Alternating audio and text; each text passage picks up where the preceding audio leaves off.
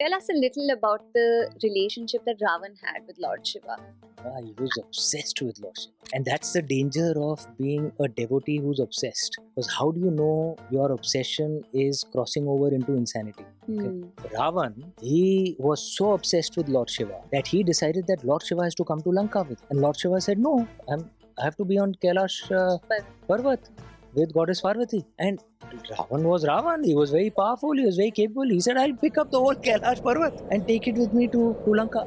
How silly is that? Correct? That is true obsession. Ignorant That is true obsession. Yeah.